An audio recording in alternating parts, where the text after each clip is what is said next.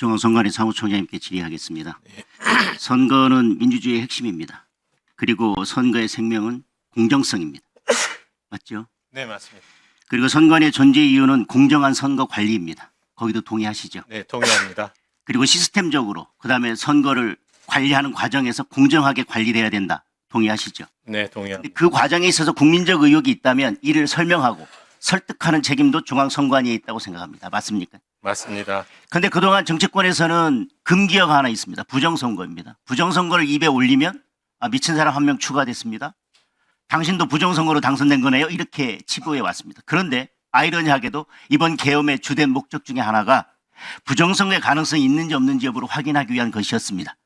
그리고 결과적으로 그로 인해서 부정선거에 대한 국민적 관심이 높아졌고 의혹이 더 커졌고 그로 인해서 사회적 갈등과 사회적 비용이 더 커졌습니다. 이제는 어쩌면 감당하기 힘들 정도로 커졌다고 할 수도 있습니다. 따라서 지금 이번 기회에 선관위는 부정선거가 없으면 없다고 국민들을 설득할 책임이 있고 이번이 절호의 기회고 저는 마지막 기회라고 생각합니다. 그것은 사회적 비용과 사회적 갈등을 줄이기 위한 것입니다. 그런데 부정선거에 대해서 지금 현재 21대에 총선에서 인천 연수울 선거구의 투표자 수 검증을 해달라라고 했는데 신청을 기각했습니다. 이런 논리인 것 같습니다. 문제가 있다면 압수수색영장을 발부하든 수사를 하든 뭔가로 바뀌었어야지 계엄으로 그게 밝힐 문제냐 절차와 방법이 잘못됐으니 그것은 탄핵의 쟁점이 아니다라고 하는 것 같습니다. 그런데 저는 계엄과 내란죄 판단에 있어서 그것이 논리적으로 완전히 연관되어 있지 않든지 부정선거 유무에 대해서는 매우 중요한 쟁점이라고 생각합니다. 어떤 사람이 지나가다가 남의 집에 보니까 도둑이 든 것 같아서 도둑을 잡으러 담장 넘어 들어갔습니다. 결국 도둑은 잡지 못했지만 나중에 검찰이 그 사람을 잡아서 왜 들어갔냐라고 했더니 도둑이 있는 것 같아서 담장 넘어 들어갔다라고 했더니 아니 요즘 세상에 무슨 도둑이냐. 아니 대문 열고 들어가야지 왜 담장 넘어 들어갔냐라고 지금 이야기하는 것 같습니다. 그러나 그 사람이 넘어간 동기가 도둑을 잡기 위한 것이라면 도둑이 썼는지 없었는지 여부를 확인하는 것은 저는 매우 중요한 절차라고 생각을 합니다. 그런데 부정선거에서 얘기하면 많은 분들이 그렇게 얘기합니다. 대법원 판결로 다 끝난 거 아니냐. 특히 민경욱 전 의원 사건에서 대법원 판결로 다 끝난 거 아니냐. 대법원 판결을 들고 왔습니다. 그런데 저는 이 판결이 잘못됐다 잘됐다 아니면 다시 해야 된다라는 그런 의미에서가 아니라 어떤 지점에서 국민들이 선거에 대해서 의혹을 가지고 있고 이 판결에도 불구하고 왜 의혹이 해소되지 않았는지에 대해서 저는 말씀드리려고 합니다. 판결문 16쪽에 이렇게 되어 있습니다. 투표용지 발급기에 USB 케이블 연결 문제로 동일한 1년 번호의 투표지가 2장 발급됐는데 한 장은 선거인에게 교부됐고 한 장은 폐기했다라고 선관위가 설명했답니다. 그랬더니 대법원이 그것으로 충분히 설명이 됐다 그럽니다. 판결문에 그렇게 되어 있습니다. 그 다음에요. 이는 누군가가 투표지를 다량 위조하였을 뿐만 아니라 이를 우체국에 추가 투입하고 더 나아가 등기 내역까지 조작하였다는 것을 의미하는데 사전투표 기간부터 개표일까지 일주일도 되지 않는 단기간 내에 전국 단위에서 사전투표지를 위조하여 투입하고 위정사업본부가 관리하는 배송 내역까지 조작한다는 것은 특별한 사정에 대한 증명이 없는 한 생각하기 어렵다 이렇게 판결했습니다. 자, 그리고 원고는 투표함의 봉인에 비잔류형 특수봉인지를 사용해서 봉인의 연속성이 파괴될 수 있다는 취지의 주장도 하지만 앞서 살핀 바와 같이 사전투표함은 봉인 과정에서 사전투표관리관과 사전투표 참관인이 각각 봉인지에 서명 날인하도록 돼 있고 나중에 확인하도록 돼 있다고 돼 있습니다. 그러나 대부분 선거에서 정당에서 추천하는 참관인은 투표 참관인과 개표 참관인이 다른 경우가 오히려 일반적입니다. 따라서 개표 참관인이 가서 그 봉인을 보더라도 서명을 보더라도 저게 내 서명인지 아닌지를 확인할 수 있는 방법은 없습니다. 제가 계속 말씀드리는 이유는 그러니까 부정선거가 있다고 말씀드린 게 아닙니다. 이런 의혹들에 대해서 선관위가 설명을 하고 문제가 있다면 그런 지점들에 대해서 선관위가 개선을 해야 된다는 것입니다. 자, 그리고 2021년 6월 28일자 검증 결과 변론 전체의 취지를 종합하면 상단 또는 하단 일부가 붙어 있었던 관의 사전투표지는 정전기에 의해서 붙어 있었거나 관의 사전투표 운반, 개표 또는 보관 과정에서 회송용 봉투에 접착제가 묻는 등의 사유로 생긴 현상이라고 볼 수 있다. 선관위가 이렇게 설명하니까 대법원에서 그렇게 인정을 했습니다.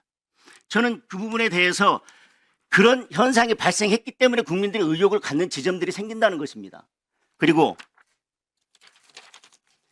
투표소에서 투표관리인이 뭉개져 찍힌 투표지가 다량 발견되었고 그중 이 법원이 육안으로 확인하여 투표관리관이 확인이 어려울 정도에 이른다고 판정한 것은 총 294표인데 나머지 투표지는 투표관리인을 식별할 수 있는 상태였고 무효표로 판정된 투표지도 현미경으로 관찰할 경우가 상당 부분 투표관리인의 인형이 추가로 확인됐다. 투표관리인의 인형을 현미경으로 확인해야 된다면 국민들이 의혹을 갖지 않겠습니까? 저는 그런 부분들에 대해서 계속 문제를 제기하는 것입니다. 그리고 관내 사전 투표에 관련해서요. 원고의 유효 투표수가 4,760표로 집계돼서 피고의 개표 결과와 300표의 차이가 있대요. 4,760표인데 그중에 300표가 차이가 있답니다. 개표 결과가.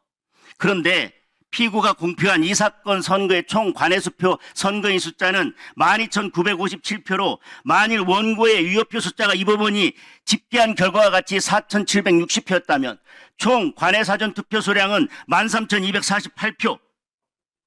그래서 공표된 관외 사전 투표 선거인 수보다 약 300표를 초과한 수치랍니다. 숫자가 안 맞다는 겁니다. 그런데 이런저런 걸로 비추어 보아서 이는 피고가 공표한 관외 사전 투표 선거인 숫자에 가깝답니다. 투표 숫자와 투표한 사람과 이 투표를 확인했더니 숫자에 가깝다고 대법원이 판결했습니다. 가까워서 됩니까? 단 한 명이라도 한 표라도 정확하게 일치해야 되는 거 아닙니까? 대법원 판결에 가깝다고 돼 있어요. 확인해 보니까 투표 숫자하고 투표인 숫자하고 1분 더 쓰겠습니다. 1분만 더 주십시오. 네. 가깝답니다. 네. 그 다음에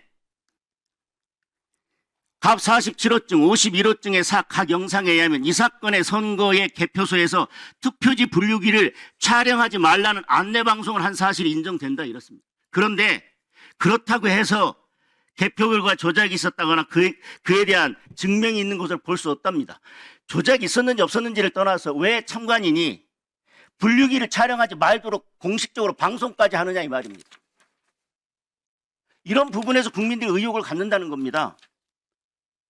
관외 사전 투표함 보관 장소에 CCTV를 설치하지 않았다거나 투표지 분류기에 저장된 파일을 저장 매체에 옮기고 삭제하였다고 해서 그런 조치에 위법이 있다고 할 수 없다. 법률 규정이 없으니까 위법은 아니지요. 저는 많은 경우 이 중에서 해소된 부분도 있지만 저는 이런 부분에 대해서 선관위가 국민들을 설득하고 국민들에 대해서 의혹을 해소할 의무가 있다고 생각을 합니다. 총장님 말씀해 보십시오. 지금 지적하신 내용에 대해서 이미 저희가 보도자료를 통해서 그 사실관계에 대한 설명은 충분히 드렸다고 생각을 합니다. 그리고 지금 말씀하신 바와 같은 부분 중에 일부 선거 관리의 그 잘못된 부분 때문에 국민들한테 그런 신뢰를 잃게 되는 선거관리상의 하자가 있다는 점도 저희들이 인정을 했고 그 부분에서 충분히 사과를 드렸다고 생각을 하고 제가 들어와서 22대 국선을 지금 준비하는 과정에서 지금 문제됐었던 그런 내용 중에서 개선할 수 있는 부분들을 충분히 개선을 해서 지금 지적하신 내용 중에 상당 부분은 개선을 했다고 생각을 하고 단지 아마 또 어떤 분이 또 문제를 제기하실지 모르겠지만 사전투표 관리관의 날인을 왜 법적으로 하게 되어 있는데 안 했느냐의 부분 그 부분만 제가 받아들이지 않았고 나머지 선거관리 지침을 전부 개정해서 이제 22대 국선을 치렀습니다.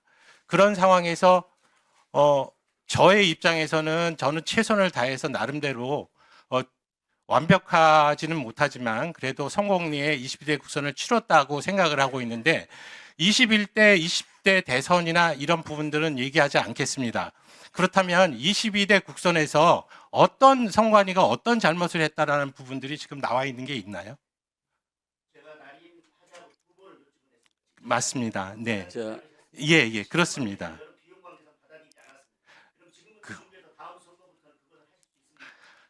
그때도 제가 받아들이지 않는 이유에 대해서 충분히 설명을 드렸습니다.